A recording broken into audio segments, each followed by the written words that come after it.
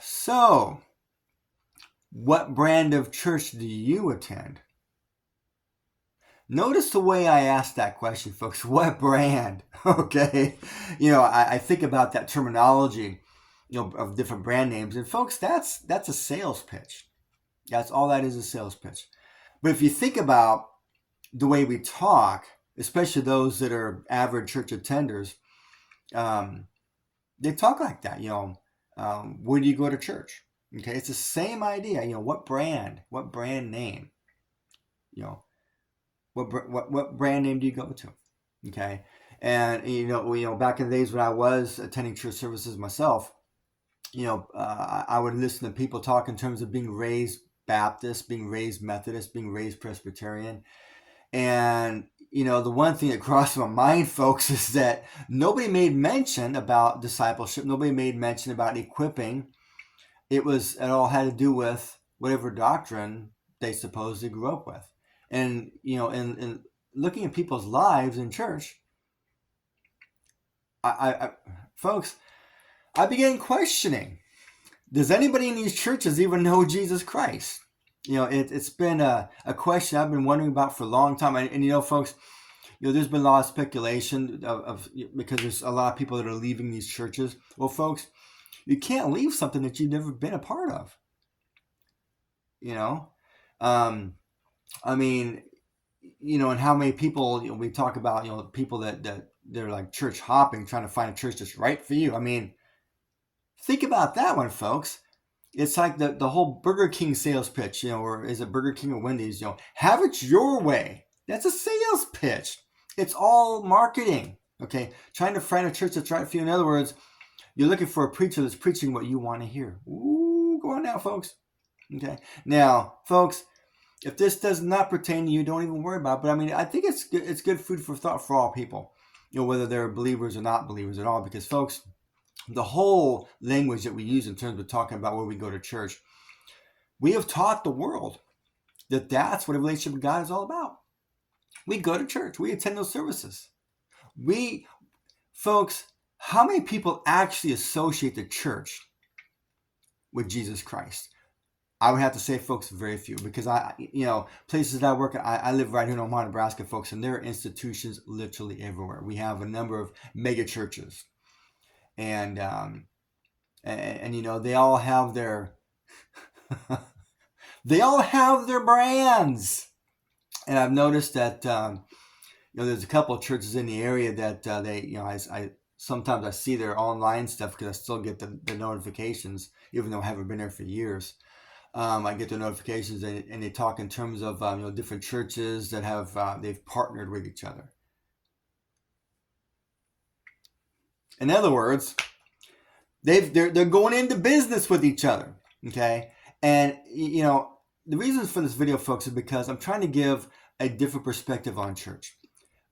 A lot of people that go to church, they don't like these perspectives because it really sheds light on the fact that Jesus may not really be there. God's presence may not be there at all. Okay, it's possible to attend services and God never shows up because, folks, God is not going to back up any church that is taking away from His Son Jesus Christ. Okay, now it's possible for some of these preachers, I've heard them, they do preach some Jesus. It's like a little dab of Jesus, do you? Okay, they will preach on Jesus, but folks, usually, and I've seen this, folks, because back in the days when I used to attend church services, it's really weird, but I would pick up on it.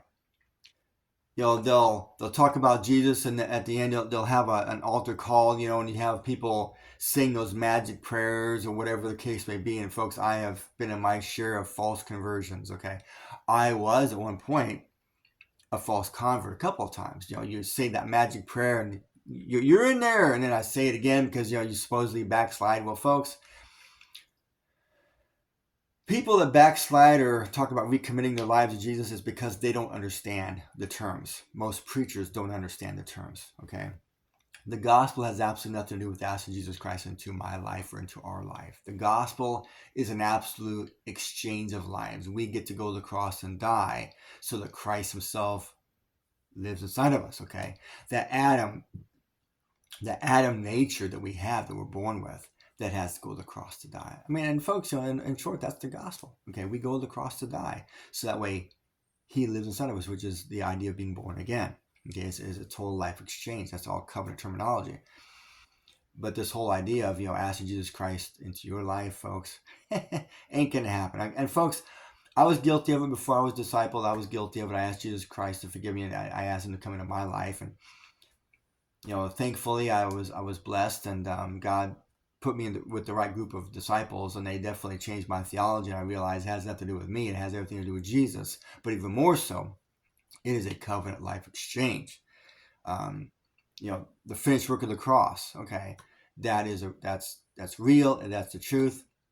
But in today's churches, in today's businesses, we don't really hear a lot of that. Now, let me rephrase this all together, folks.